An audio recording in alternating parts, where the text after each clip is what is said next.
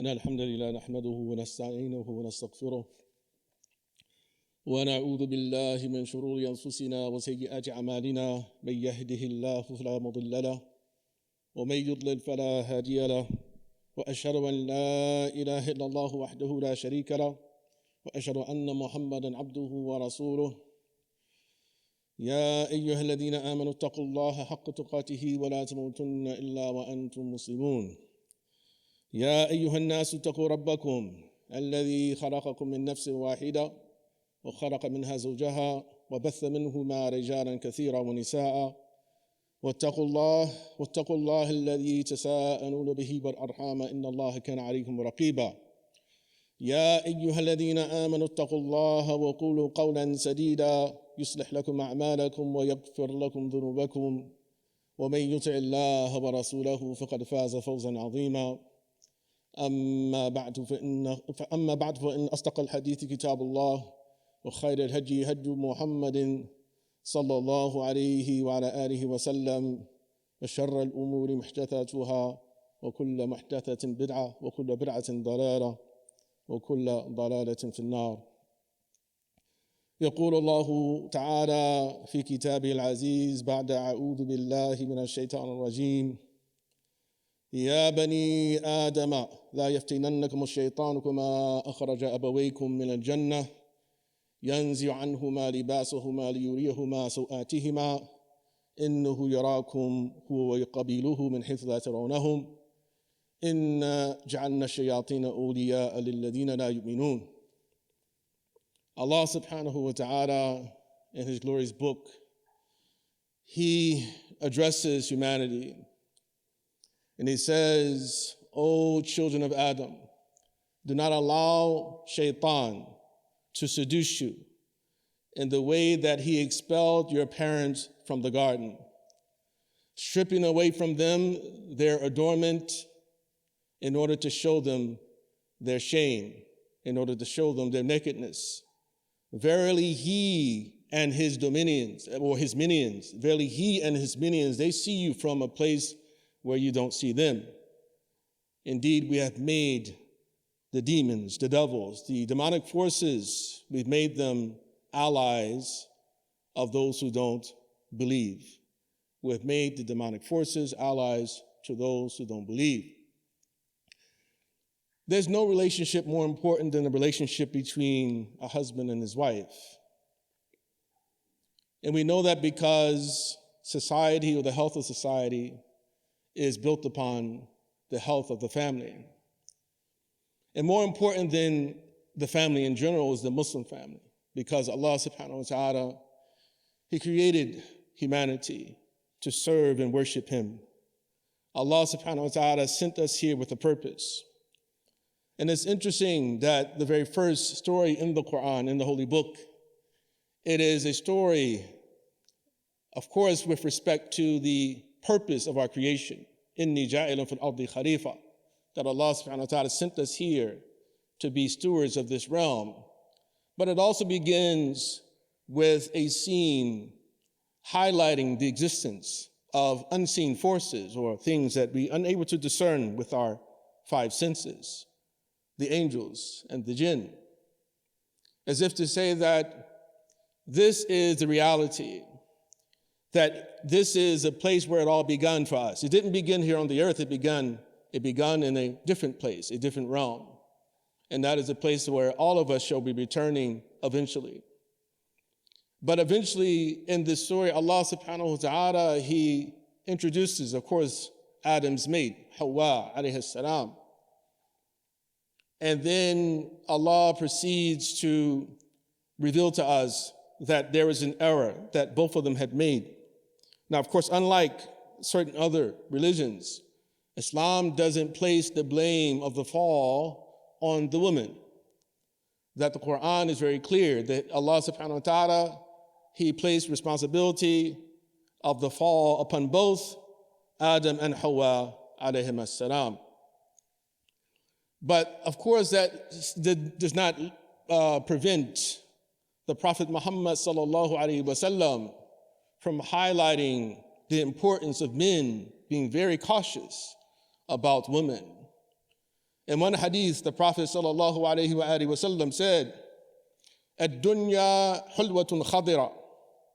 The world, this realm, it is hulwa, it is sweet, it is khadira, it is green.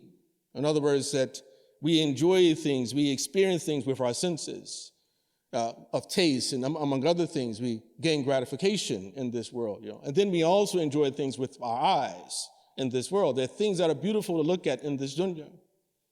وَإِنَّ اللَّهُ مُسْتَخْلِفُكُمْ فِيهَا. And Allah subhanahu wa ta'ala, He gives you all a turn therein. People live and then they die, and then they're replaced by new generations. فَيَنْظُرَ كَيْفَ تَعْمَلُونَ. But why does Allah do it? In order to see how you will act. And then He says, the Prophet alayhi salatu wasalam, فَاتَّقُوا الدُّنْيَا. So be aware of the dunya. Take a shield against the dunya. وَاتَّقُوا النِّسَاء. And beware or take a shield against women. فَإِنَّ أَوَّلَ فِتْنَةِ بَنِي إِسْرَائِيلَ كَانَتْ فِي النِّسَاءِ. Because the first fitna, the first trial, the first tribulation of the children of Israel pertain to women. Now, of course, many people will hear this and say, well, of course, we kind of know what the Prophet's talking about when he says this. وَاتَّقُوا النِّسَاءِ. There's a similar hadith, a much shorter hadith, where the Prophet said, مَا تَرَكْتُ بَعْدِي فِتْنَةً أَضَرَّ عَلَى الرِّجَالِ مِنَ النِّسَاءِ.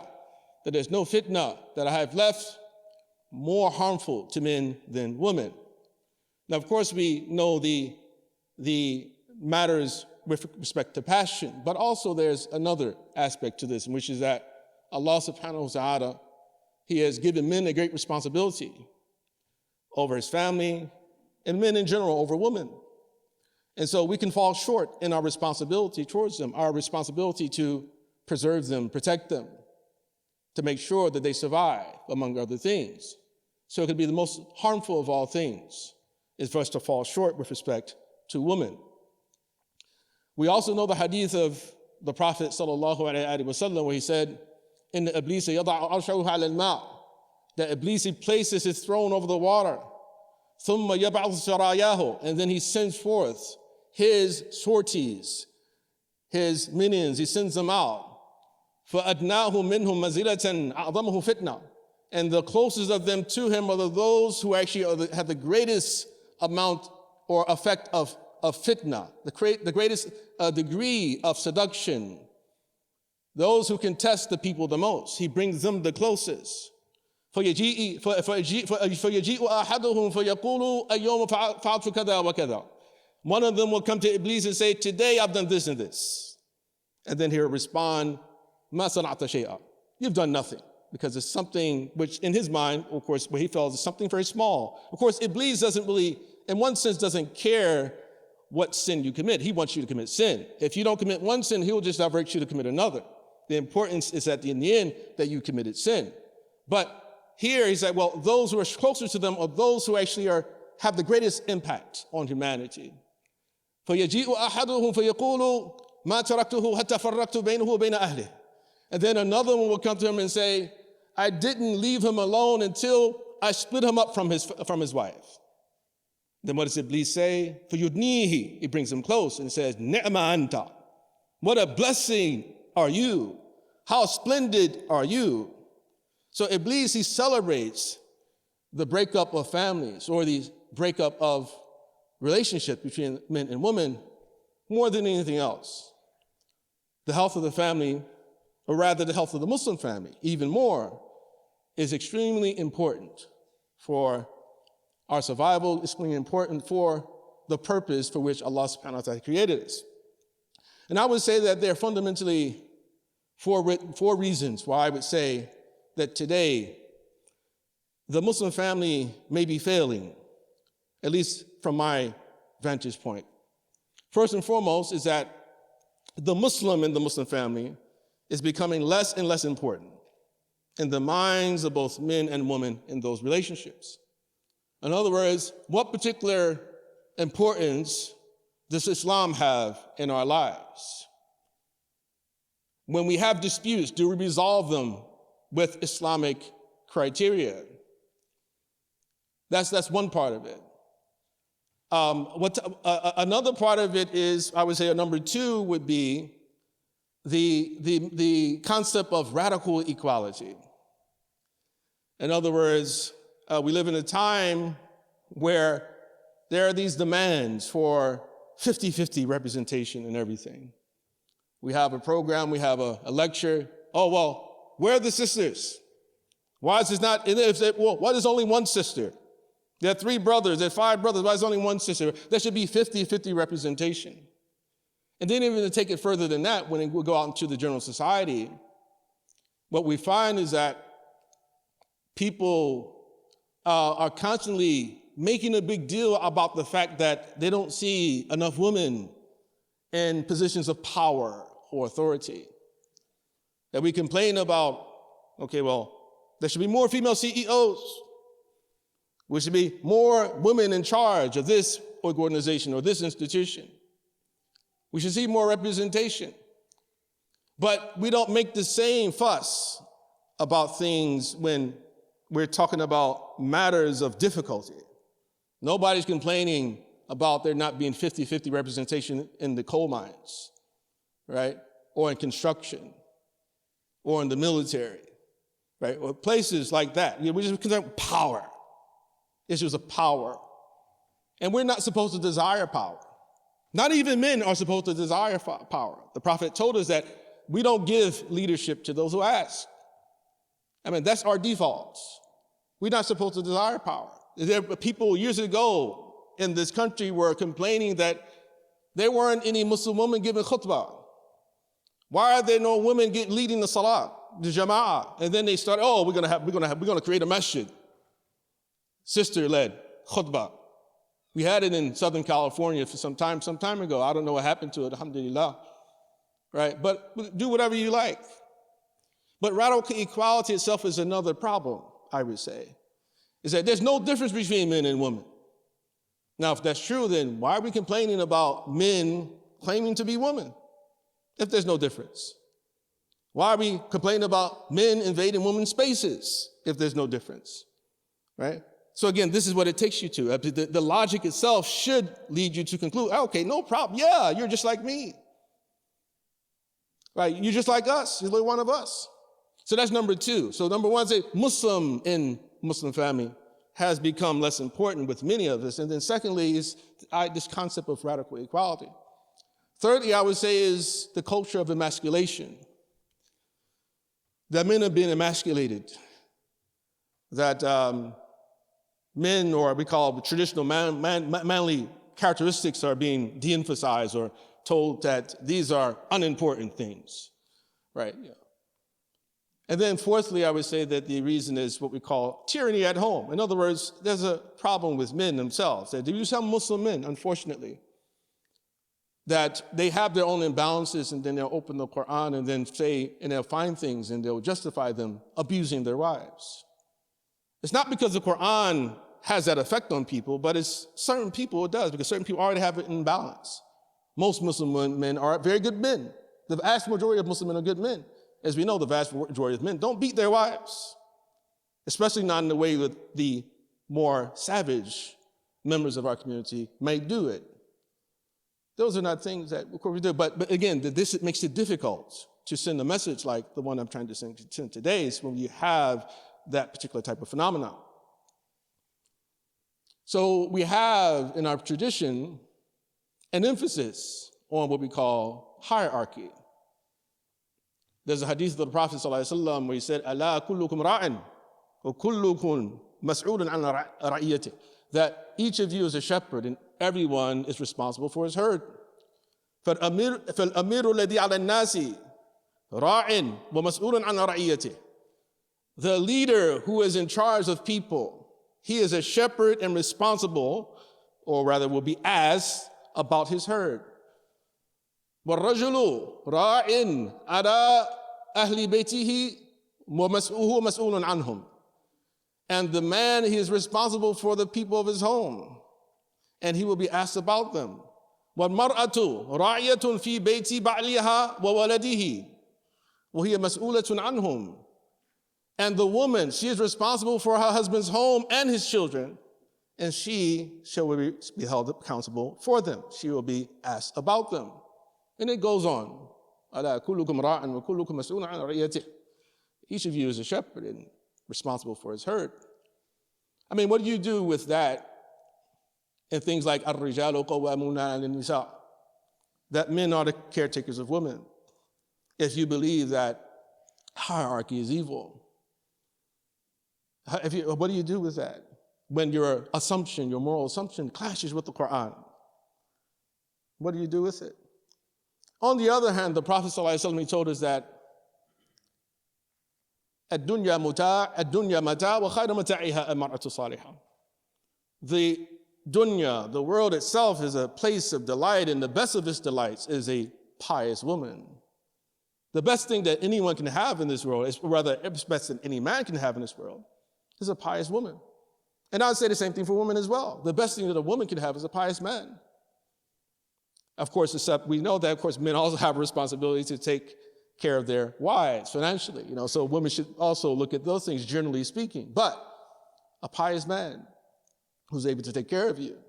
But for men themselves, the most important of all is to have, or the greatest gift you can have, is a pious wife.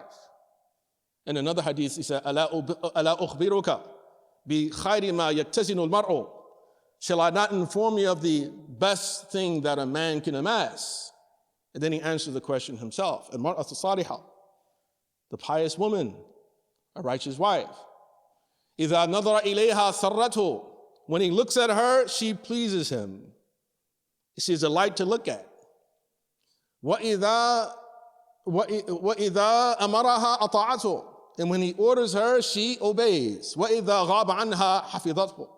And when he's absent from her, she keeps him, that she remains loyal and she protects him, his reputation, etc. This is what we learn in our tradition.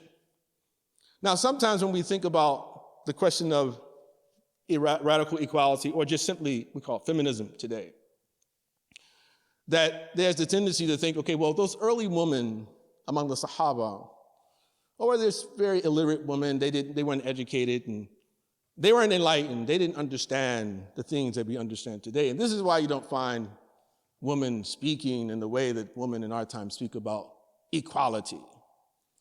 But actually, the opposite is true. Being able to read doesn't make you smart. In other words, being literate, you have to read letters, read words. Doesn't necessarily make you smart or wise. The Prophet ﷺ, he couldn't read letters or words. Right? So I mean, this idea that, okay, you're more educated because you are able to read more words makes you wise and smart. The Prophet ﷺ couldn't do that. You think he wasn't wise and smart? Of course, he was wise and smart. But there are many women like this as well. Take, for instance, his wife, Salama, radiallahu anha. Now, Salama is described as a woman of great intelligence and beauty. Ibn Hajar Asqalani says that she كان معروفة بالجمال الجمال البارع والعقل الصائب, or الرأي الصائب والعقل البالغ. She was sort of known, but not only for her beauty, but for her intelligence. It said that, and the greatest sign of her intelligence was the fact that on the day of Hudaybiyah, that she was the one who actually gave the Prophet ﷺ his advice on what to do when the Sahaba refused to shave their heads. He said, we're not making Umrah today. We're going to, because we made this deal, Hudaybiyah, we can't go, we're going to come back to next year, according to the deal. And he tells them, now shave your heads. They refused. And he became angry. He went inside his tent. Salama was with him. He said, well, what am I to do with these people? I tell them to do something, they refuse. So she said to him, well, why don't you go out there and do it? Once they see you do it, then it'll be easier for them to follow. So, great idea. He walks out and he shaves his hair, and then they follow. Alayhi salatu wasalam. But Salama, when the Prophet he proposed to her, she herself, she was a bit uneasy about a few things. And she wanted to make sure that this would be the right decision for her. So when the Prophet proposed, she said, Ya Rasulullah, I'm a very jealous woman. Imra'atun ghayra. I'm jealous, extremely jealous, and you have a lot of wives. And so the Prophet ﷺ said, well, I'll pray to God, He'll remove your jealousy.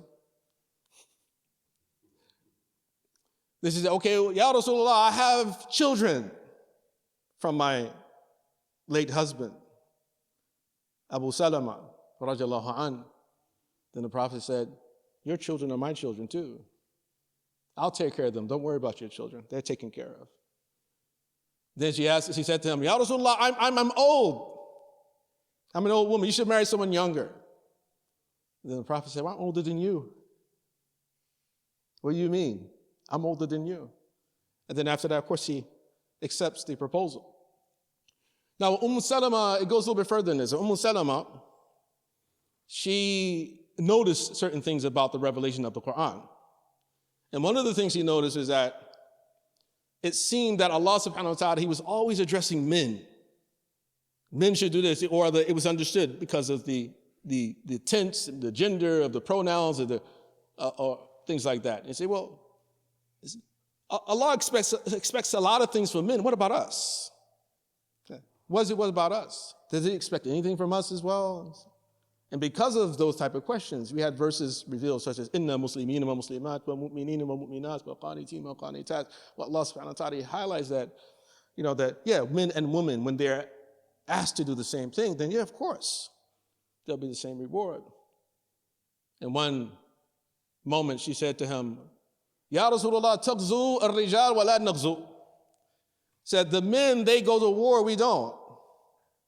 In other words, she was like, well, we heard you say that jihad is the best thing that anyone can get. The greatest reward is when you go out and you to jihad and you lose your life for the sake of Allah subhanahu wa ta'ala. But we're not allowed to do that. Men can do it, but what about us? What can we do? I mean, why do we have the opportunities, similar opportunities men do? And now this is different from like today. Today's like, we want power. She's like, listen, I want to go out and fight. You know, so she might have been one of those people like, what about the coal mines? What about the construction business? This is what you get, the impression you get from people like Salama, radiallahu anha, as opposed to what we find today, unfortunately. And so we find this type of examples, in the seerah of the Prophet sallallahu alaihi wasallam. And one final example I want to highlight here. There's another woman, her name was Asma bint Yazid al-Ansariya. And she, on one particular occasion, she came out to the Prophet while he was with his companions, radiallahu anhum. And it was very clear that the woman, it wasn't only Salama, that a lot of the women, they had these concerns, about like, okay, well, it seems like, different reward. Like what Salama asked, Ya Rasulullah, walana nisful miras. We only get one half of the miras. Alana nisful ajr. Do we only get one half of the reward when we do the same thing that men do? And the Prophet assured her, no, you get equal reward when you do exactly the same thing that men do. And that's all they cared about. It's like, we get equal reward when we do the same things. But Asma bint Yazid, radiallahu anha, he comes to the Prophet sallallahu alaihi wasallam. She begins her speech. She says, Bi abi wa ummi anta ya Rasulullah. O Messenger of Allah, I would sacrifice, I would ransom my mother and father for you. I would ransom them for you. In other words, if you're ever a captive, I would give my mother and father in place of you. That's how much I love you. That's how much we love you. Then she goes on and says, وَإِنَّ اللَّهَ بَعَثَكَ إِلَى الرِّجَالِ وَالنِّسَاءِ كَافَةً. Allah, He sent you to men and women also. It was not just to the men, He sent us to both men and women. وَإِنَّا مَعْشَرَ النِّسَاءِ. And we, assembly of women, مَحْصُورَاتِ مَقْصُورَاتِ. That, of course, our movement is restricted, we're protected. Right? قَوَاعِدُ بُيُوتِكُمْ. That we occupy your homes. وَمَقْضَى شَهَوَاتِكُمْ. And we are the subject of your lusts. وَحَامِلَاتُ أَوْلَادِكُمْ. And we bear your children. وَإِنَّكُمْ مَعْشَرَ الرِّجَالِ فُضِّلْتُمْ عَلَيْنَا بِالْجُمَعِ وَالْجَمَاعَاتِ. And you, O company of men, that you have been given preference over us with Jum'ah and the congregational prayer. In other words, women are not obligated to attend Jumu'ah. They're not obligated to attend the congregational prayer. Right? There's a reward for men, greater reward for men to come out to the masajid and pray in the masajid, pray in jama'at. So he said, you've been given this preference over us. وَعِيَادَةُ الْمَرْضَى, and the visitation of the sick. In other words, women can't just get up and say, well, I'm going to go visit some sick person. She's married. She has to get permission from her husband to go visit someone, right? Because you can't just freely move like you guys can. Go visit the sick people. And there's a reward in visiting the sick. وَشُهُودُ الْجَنَائِزِ, and attending funerals. That's another one. وَالْحَجِّ بَعْدَ الْحَجِّ, and you're able to make hajj, then another hajj, and another hajj without any mahram. You don't need a mahram. We need mahram when we go make hajj. And we need the permission of our maharim to make hajj outside of the first obligation. وَأَفْضَلُ مِنْ ذَلِكَ الْجِهَادُ فِي سَبِيلِ اللَّهِ. He said, and better than all of that, you have jihad in the way of Allah. So this is men. So the prophets listened to all this. Sahabas listened to all this, what she said. Then she says after this, وَإِذَا خَرَجَ الرَّجُلُ حَاجًا أَوْ مُعْتَمِرًا أَوْ مُجَاهِدًا حَفِظْنَا لَكُمْ أَمْوَالَكُمْ وَغَزَلْنَا أَثْوَابَكُمْ وَرَبَّيْنَا لَكُمْ أَوْلَادَكُمْ. And whenever one of you happens to go out for hajj or for umrah or for jihad, we protect your property. We weave your clothing, and we raise your children. And this is the most important of all questions she asked at the end. أَفَمَا نُشَارِكُكُمْ فِي الْأَجْرِ وَالثَّوَابِ. Shall we not get a share of the reward that you receive for those things that you do that we can't do? The Prophet ﷺ, he turns around to Sahaba, and he's like surprised, he's shocked. And he says to them, have you ever heard a woman speak so eloquently and plead her case so eloquently? And of course, the Sahaba, they say, no, never, Ya Rasulullah. We've never seen this before, ever. And then the Prophet turns back to her and says, أَيَّتُهَا الْمَرْأَةِ, O ye woman, افهمي أيتها المرأة وعلمي من خلفك من النساء. Say, understand, comprehend, O woman, and report back to the women who are waiting for you to return.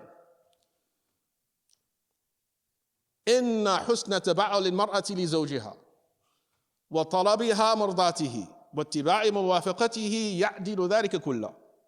It says a woman's, her good treatment of her husband, her pursuit of his satisfaction, and her attempt to fall in conformity with his wishes, it is equal to all of that.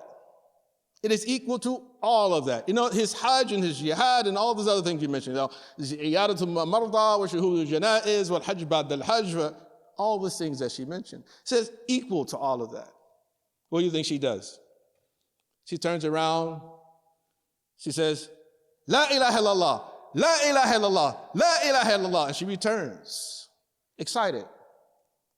What mattered to her? What mattered to her was the reward, not to occupy the same position that men have, not to do the same thing that men do. It was to receive a reward equal to that what a man might receive, even though she's doing something different than what a man is doing. We ask Allah subhanahu wa ta'ala that He return it to our deen, and we ask Him that He heal our families, make us united in our beliefs, in our faith. أقول قولي هذا وأستغفر الله لي ولكم ولسائر المسلمين والمسلمات. الحمد لله رب العالمين وصلى الله وسلم وبارك على سيدنا محمد خير الأولين والآخرين وعلى آله وصحبه أجمعين. Before closing, I just wanted to make just a couple of comments about a lot of the killing, of course, we see happening in Philistine, happening in Lebanon. Of course, everything is always in Allah's control. And we do what we can to help, and we leave the rest to Allah subhanahu wa ta'ala. Sometimes death is a blessing, although we're not celebrating the death. I think it's wrong for us to say, you know what, they're martyrs. That's all that matters. No, that we believe in life, that we want people to live. This thing, of course, will happen and it will end in the way that Allah sees fit. And when people die, they die when they're supposed to die. What really matters is how you die. So in that sense, there is a value to martyrdom.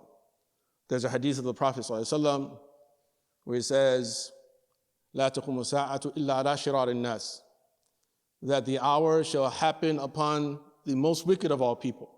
Meaning that once the judgment day begins, that the only people who will be left on the earth are all the wicked souls. All the wicked souls. In a different narration, he says, لا تقوم الساعة حتى يأخذ الله شريطته من أهل الأرض. That the hour shall not happen until Allah subhanahu wa ta'ala, He takes away His special people from the earth. فيبقى فيها عجاجة لا يعرفون معروفا لا ينكرون منكرا. And those who will remain will be scoundrels. They'll be the wicked ones, and they won't enjoin good or forbid any wrong. People's souls are taken. We don't know who's in a better state, those who have been taken or those of us who remain here. We hope that Allah subhanahu wa ta'ala, that He makes us among the good people and that we won't be here when those things happen. إن الله وملائكته يصلون على النبي يا أيها الذين آمنوا صلوا عليه وسلموا تسليما اللهم حبب إلينا الإيمان وزينه في قلوبنا وكره إلينا الكفر والفسوق والعصيان واجعلنا من الراشدين ربنا تقبل منا إنك أنت السميع العليم وتب علينا إنك أنت التواب الرحيم اللهم فرج عن المكروبين اللهم فرج على المكروبين اللهم يسر على المعسرين اللهم استر المسلمين المذنبين يا رب العالمين اللهم انصر المظلومين في كل مكان وفي فلسطين وفي لبنان وفي السودان وفي الشام وفي مشارق الأرض ومغاربها يا رب العالمين اللهم ربنا آت أنفسنا تقواها وزكيها أنت خير من زكاها أنت وليها ومولاها اللهم كن لهم ولا تكن عليهم اللهم انصرهم نصرا مؤزرا